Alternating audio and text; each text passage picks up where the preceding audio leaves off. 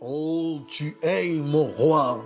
Tu n'es pas seulement le roi d'Israël, mais tu es aussi le roi de l'univers. Tu es le roi de la justice, le roi de tous les siècles, le roi du ciel, le roi de la terre, le roi de gloire, le roi des rois et le Seigneur des seigneurs. Oui, tu es mon roi et tu es souverain. Tu es éternellement puissant, entièrement sincère, absolument fidèle, toujours plein de grâce et rempli d'une miséricorde insondable. Tu es fort comme un empereur, mais miséricordieux de manière impartiale.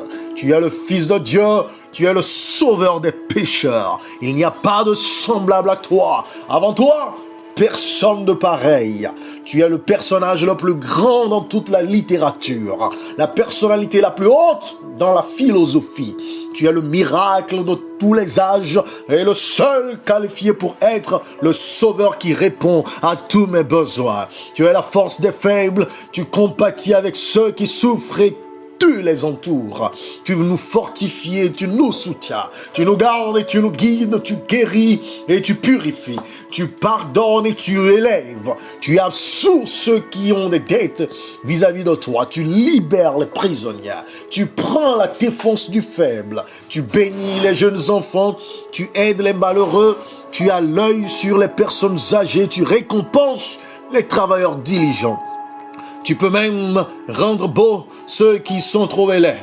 Mon roi, tu es la clé de la connaissance, la source de la sagesse, la porte de sortie des captifs. Tu es le chemin de la paix, l'autoroute de la justice et de la sainteté. Tu es l'entrée de la gloire. Tes fonctions sont innombrables. Tes promesses sont certaines. Ta vie est sans pareil, ta bonté sans limite. Ta miséricorde est éternelle, ton amour ne change jamais. Ta parole est suffisante et ta grâce me suffit. Ton règne est juste, ton joug est facile, ton fardeau est léger.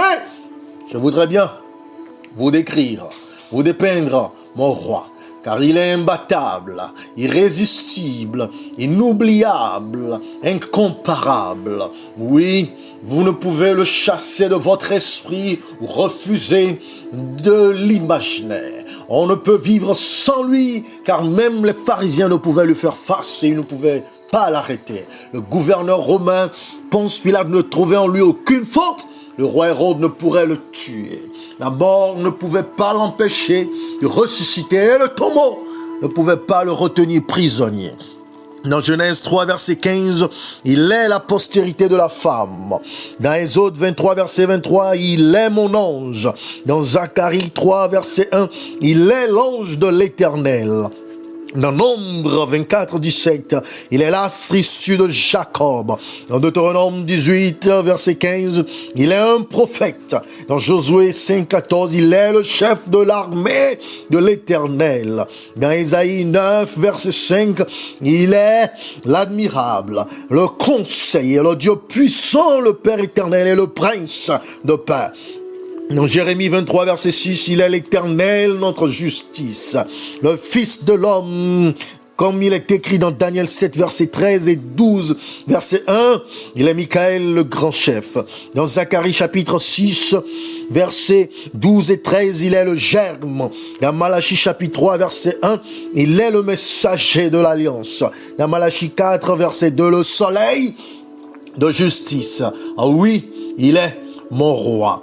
Dans Matthieu 26, 63 et 64, il est le Fils de Dieu. Dans Matthieu 16, 13, il est le Fils de l'homme. Dans Jean 1, verset 1, il est la parole. Dans Jean 1, 14 et 18, il est le Fils unique. Dans Jean 1, 29, il est l'agneau de Dieu. Dans Jean 4, 25 et 26, il est le Messie, et dans Jean 6, 35, il est le pain de vie. Dans Jean 8, verset 12, il est présenté comme la lumière du monde. Dans Jean chapitre 10, verset 7 à 9, il se présente comme la porte, et au verset 11, comme le bon berger. Dans Jean 8, 58, il dit « Je suis Dans Jean chapitre 11, verset 25, il est la résurrection et la vie. Dans Jean 13, 13, il est maître et seigneur. Dans Jean 14, verset 6, il est le chemin, mais aussi la vérité et aussi la vie. Dans Jean 15, verset 1, il est le vrai cep. Et dans Jean 18, 35, il est le roi. Acte 3, 15 parle de lui comme le prince de la vie. Acte 13, 23 le décrit comme le sauveur. Éphésiens 2, verset 20 parle de lui en des termes exprimant la pierre angulaire. Dans Éphésiens 2, verset 20, il est la pierre angulaire. Et dans Acte 13, 23, il est le sauveur. Il est le chef de l'église dans Éphésiens 5, 23, et le seul médiateur dans 1 Timothée, chapitre 2, verset 5. Oh, il est appelé Jésus-Christ homme dans 1 Timothée 2, verset 5. Il est appelé Dieu dans Hébreux 1, verset 8. Il est le prince du salut selon Hébreux 2, verset 10 et un grand souverain sacrificateur selon Hébreux 4 et 14. Selon Hébreux 12, 2, il est le chef et le consommateur de notre foi. Dans 1 Pierre 2, verset 4, il est la pierre vivante et le souverain pasteur. Dans 1 Pierre 5, verset 4. Dans 1 Jean 2, verset 1, il est un avocat. Dans Jude 9, Michael, l'archange. Dans Apocalypse 1, 5, le prince des rois de la terre. Dans Apocalypse 22, verset 16, il est l'étoile brillante du matin, le roi des rois et seigneur des seigneurs. Dans Apocalypse chapitre 19, verset 16. Oh oui, je vous présente mon roi. Vous pouvez l'appeler Jésus-Christ ou le Messie ou le Sauveur ou le Seigneur. Il est incomparable. Il est au-dessus de tous et au-dessus de tout. Il est le Créateur, le premier de la création. En lui, par lui et pour lui, tout fut créé. Oh oui, mon Dieu, mon roi, en ce moment nous t'implorons, nous te supplions. Nous voudrons encore passer un moment d'intimité et d'amitié avec toi.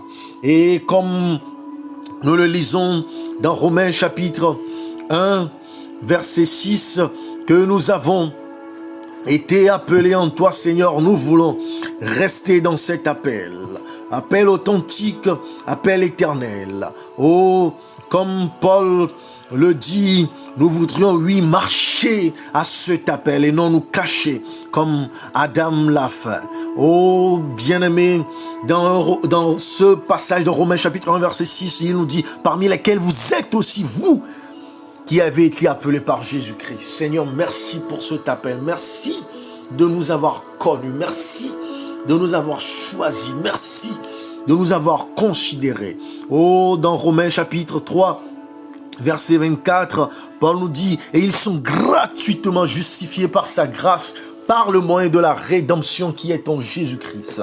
Oh oui, notre identité s'affirme en toi comme notre Rédempteur. Et nous sommes rachetés et nous t'en sommes infiniment reconnaissants, Seigneur.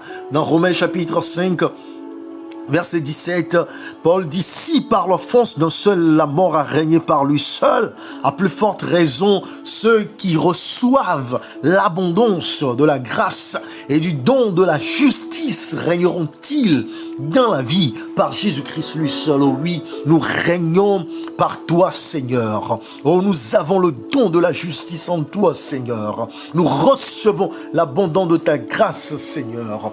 Oh, comme Paul nous dit dans Romains chapitre 6, verset 23, car le salaire du péché, c'est la mort, mais le don gratuit de Dieu, c'est la vie éternelle en Jésus-Christ notre Seigneur. Oh, nous t'acceptons comme don pour notre salut, nous t'apprécions à ta juste valeur, Seigneur.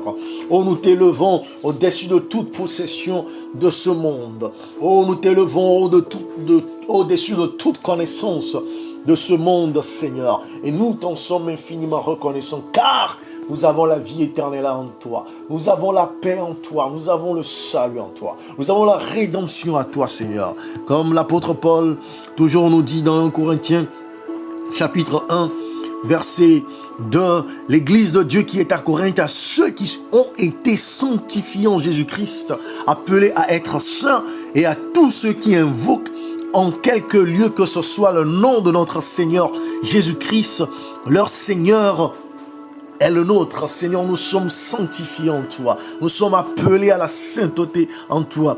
Oh, en t'invoquant, toi, notre Seigneur Jésus-Christ, nous t'appartenons. Oh, nous te remercions de ce que tu ne nous as pas abandonnés dans le péché. Tu ne nous as pas laissés à notre propre sort, abandonnés, laissés pour compte. Nous a donné à notre impudicité, à notre impureté, à nos cupidités, Seigneur, mais tu nous as appelés à ta sainteté, à ta pureté. Merci, car dans 1 Corinthiens chapitre 15, verset 57, la Bible nous dit, mais grâce soit rendue à Dieu qui nous donne la victoire par notre Seigneur Jésus-Christ. Merci, Seigneur, de nous accorder cette victoire. Merci de faire de nous des victorieux, des victorieuses en toi. Merci de nous accorder le succès en toi. Et tel que nous lisons dans 2 Corinthiens chapitre 2, verset 14, Seigneur, nous triomphons à toi. Grâce soit rendue à Christ qui nous fait toujours triompher en Christ et qui répand par nous en tout lieu l'odeur de sa connaissance. Gloire à toi car nous triomphons en toi, Seigneur. Oh, nous célébrons notre triomphe en toi, Seigneur. Et par ce triomphe, nous répandons en tout lieu l'odeur de ta connaissance, Seigneur. Oh, comme il est écrit dans 2 Corinthiens chapitre 5, verset 17, nous sommes une nouvelle créature en toi. Si quelqu'un est en Christ, il est une nouvelle créature. Les choses anciennes sont passées. Voici, toutes choses sont devenues nouvelles, Seigneur. Notre vie ancienne est passée. Oh, nos erreurs sont passées, effacées. Oh, nos chutes sont passées, effacées. Oh, notre cupidité, notre animosité, notre impureté, notre impudicité est passée, effacée par ta puissance régénératrice. Et tu nous rends sobres, oh, et tu nous rends saints, tu nous rends justes, et tu nous parfaits pour être tes œuvres, portées dans des vases d'honneur pour ta gloire. Nous t'en sommes infiniment reconnaissants, Seigneur. Et tel que nous lisons au verset 21, que celui qui n'a point connu le péché, il l'a fait devenir péché pour nous, afin que nous devenions en lui justice de Dieu. Seigneur, nous te célébrons car en toi, nous sommes justice de Dieu. Et pour toi, oh, tu nous as justifiés par ce sacrifice, car il ne peut y avoir de rédemption sans que le sang ne soit répandu. Et tu t'es sacrifié. Oh, tu as donné ton sang pour nous, Seigneur. Et nous t'en sommes infiniment reconnaissants. Oh, en toi, nous avons la liberté, comme nous pouvons le lire dans Galates chapitre 2, au verset 4, Seigneur. Et pour cela, nous ne pouvons que te dire, sois loué, sois adoré, Seigneur. Car ta grâce est au-dessus de toutes choses que nous pouvons réclamer. Ainsi, l'apôtre Paul nous dit cela à cause des faux frères qui s'étaient furtivement introduits et glissés parmi nous pour piller la liberté que nous avons en Jésus-Christ avec l'intention de nous servir. Personne ne peut nous asservir, Seigneur, par ses manipulations et machinations, par ses abus et harcèlements, par son narcissisme ou son indécence, car nous avons été libérés en toi. Gloire à toi, Seigneur, pour cette liberté. Gloire à toi pour cette supériorité sur l'esclavage, sur l'emprisonnement, sur n'importe quelle cage dans laquelle que ce soit la personne ou la principauté ou la domination veuille nous enfermer. Oh, merci Seigneur, car nous avons été bénis des bénédictions spirituelles dans les lieux célestes, comme Paul nous le dit dans Galates 4, verset 7. Et ainsi, nous sommes devenus tes co-héritiers, Seigneur. Et nous te remercions, car nous disons ainsi, tu n'es plus esclave, mais fils. Et si tu es fils, tu es aussi héritier par la grâce de Dieu. Oh, qui sommes-nous pour nous démontrer tel amour, Seigneur? Qui sommes-nous pour nous témoigner telle considération, Seigneur? Et ainsi, oh, nous nous répandons devant toi comme un parfum. Nous nous répandons devant toi, Seigneur, comme un encens. Fais-nous monter à toi par ta grâce seule pour connaître, oh, cette grâce surabondante. Oh Père, Nous avons en toi non seulement cette liberté, cette grâce, mais nous avons été crucifiés avec toi. Comme nous le lisons dans Galates 2, verset 20, j'ai été crucifié avec Christ. Et si je vis, ce n'est plus moi qui vis. C'est Christ qui vit en moi. Et si je vis maintenant dans la chair, je vis dans la foi au Fils de Dieu qui m'a aimé et qui s'est livré lui-même pour moi. Merci Seigneur d'avoir reçu, notre personne en toi. Merci d'avoir porté notre fardeau. Merci d'avoir porté notre iniquité. Notre inimitié qui nous séparait de toi. Merci, de l'avoir brisé et afin que nous puissions nous unir en toi par ce sacrifice. Merci car ici, nous ne sommes plus esclaves au péché, nous en sommes morts. Nous ne sommes plus esclaves du malin. Oh, tu nous as délivrés de cette mort et tu nous as donné la vie éternelle en toi et avec toi. Ainsi, comme Paul le dit dans Galates chapitre 3, verset 27, vous tous qui avez été baptisés en Christ, vous avez revêtu Christ. Nous te revêtons, Seigneur. Tu es notre parure. Oh, tu es notre embellissement. Oh, tu es notre vêtement. Oh, tu es notre gloire et notre source de joie. Oh, tu couvres notre nudité et notre honte. Oh, tu fais disparaître notre mépris et le dédain qui est porté sur notre personne. Ô Père, nous t'en sommes infiniment reconnaissants. Ainsi, comme Paul le dit dans Éphésiens chapitre 1, verset 3, Seigneur, nous sommes bénis des biens spirituels. Oh, nous les portons, car nous lisons, béni soit Dieu le Père de notre Seigneur Jésus-Christ, qui nous a bénis de toutes sortes de bénédictions spirituelles dans les lieux célestes en Christ. Oh, nous nous réjouissons de ces bénédictions spirituelles dans les lieux célestes. Ainsi, aucun esprit, aucune domination, aucune principauté ne peut nuire ou effacer cette bénédiction, Seigneur. Nous nous en réjouissons. Gloire à toi, gloire à jamais. Nous lisons verset 4. En lui, Dieu nous a élus avant la fondation du monde pour que nous soyons saints et irrépréhensibles devant lui. Merci Seigneur pour cette élection. Oh, merci Seigneur pour cette sainteté. Merci Seigneur pour cette capacité d'être irrépréhensible. Et même avant la fondation de ce monde ainsi, rien dans ce monde, personne dans ce monde ne peut nous l'ôter. Et nous nous en réjouissons, Seigneur. Oh, tu nous dis ainsi au verset 11, en lui nous sommes aussi devenus héritiers ayant été prédestinés suivant la résolution de celui qui opère toutes choses d'après le conseil de sa volonté. Ainsi personne ne peut l'effacer car c'est ta volonté. Personne ne peut l'anéantir car c'est ta volonté. Personne ne peut le nuire car Seigneur c'est ta volonté. Ainsi nous nous réjouissons de ton héritage.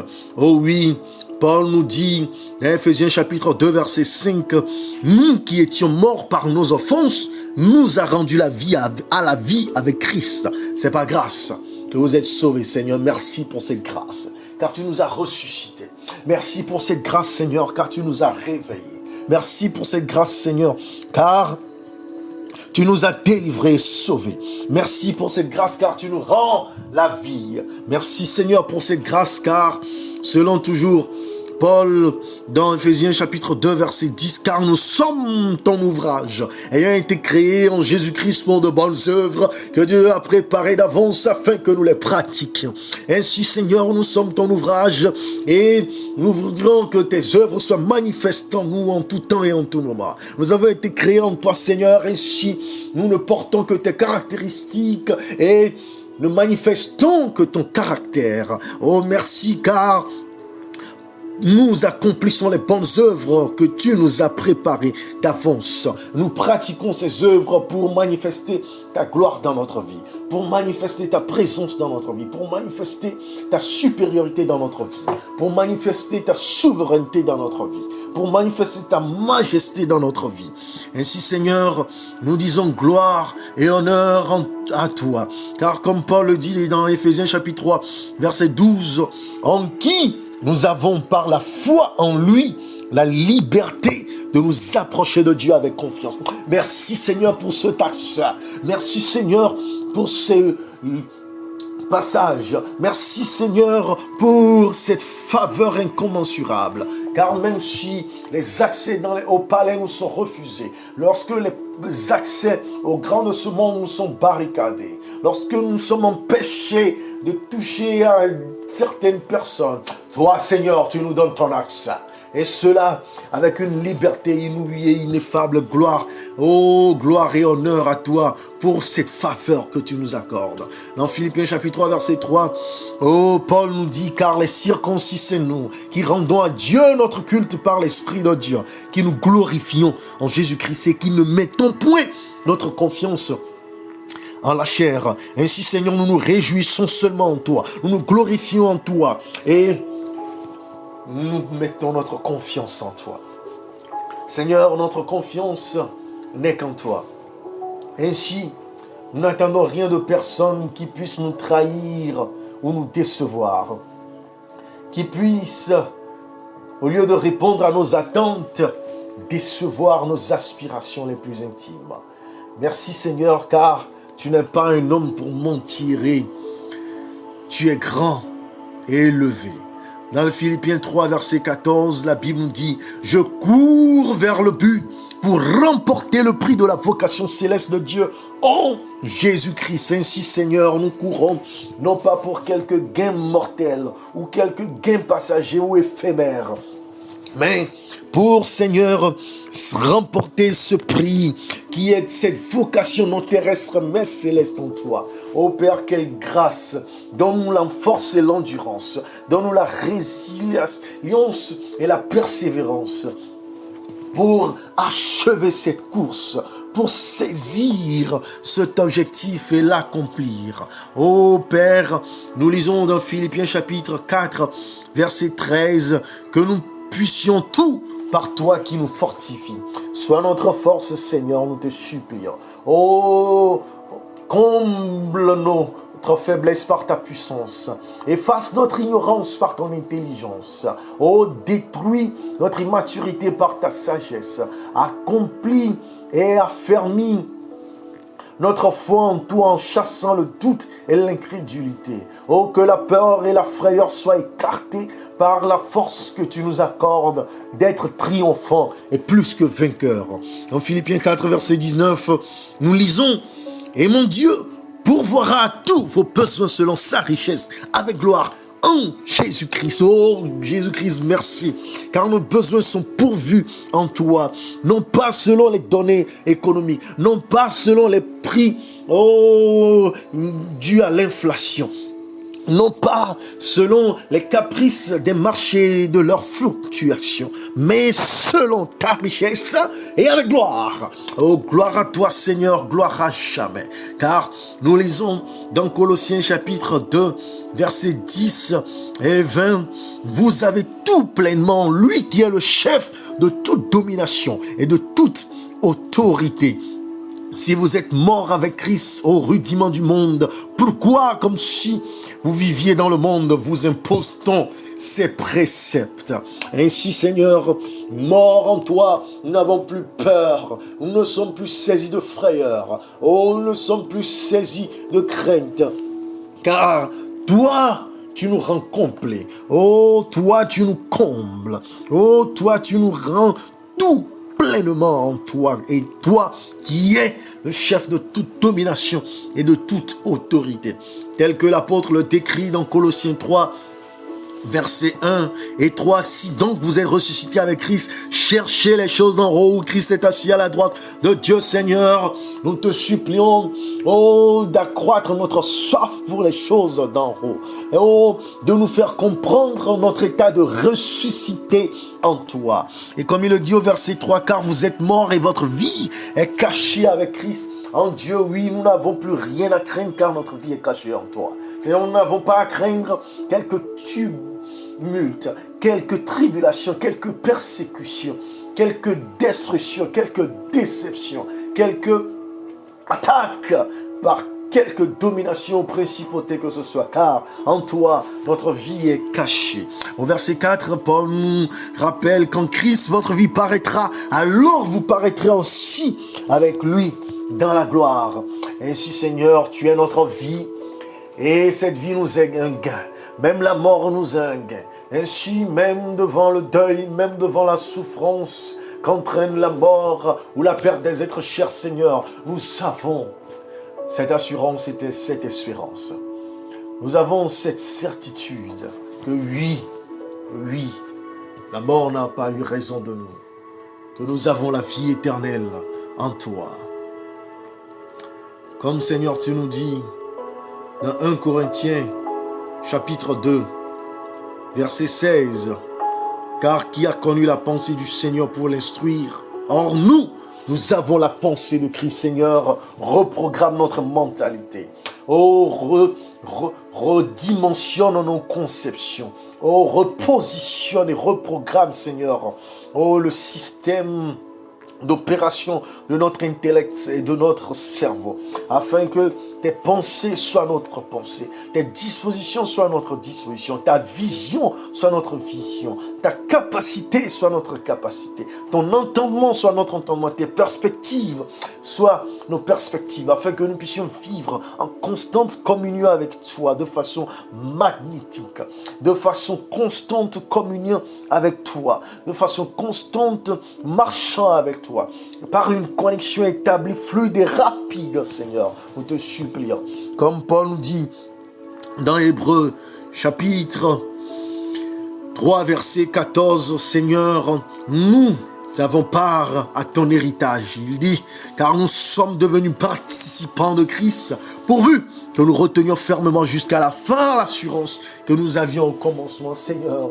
Oh, que jamais nous ne perdions cette assurance, que jamais nous ne soyons ébranlés, mais plutôt que nous puissions retenir fermement, oh, jusqu'à la fin, l'assurance que nous avions au commencement, en étant participants à jamais avec toi de ta grâce, participants de ta justice, participants de ta sainteté, participants de ta royauté, participants, oh, de ta supériorité. Et ainsi, comme le dit l'apôtre Jude, au verset 1, Jude, serviteur de Jésus-Christ et frère de Jacques, à ceux qui ont été appelés, qui sont aimés en Dieu le Père et gardés pour Jésus-Christ, que la miséricorde, la paix et la charité vous soient multipliées. Toutes ces choses, oui, l'amour, la charité, oui, la miséricorde, la paix, nous sont multipliées à jamais au nom puissant de Jésus-Christ, car c'est par toi que nous vivons, c'est par toi que nous respirons, c'est par toi que nous travaillons, c'est par toi que nous triomphons, c'est par toi que nous jubilons, c'est par toi que nous pouvons dire que ton règne vienne, que ta volonté soit faite. C'est par toi que nous disons que ta royauté s'établisse et croisse dans notre vie. C'est par toi, Seigneur, que nous pouvons régner dans l'éternité avec toi et manifester le fruit de l'Esprit. Et tel que tu règnes au-dessus de toutes choses, tu règnes au-dessus de notre vie, Seigneur. Et ainsi, nous te proclamons roi des rois, Seigneur des seigneurs.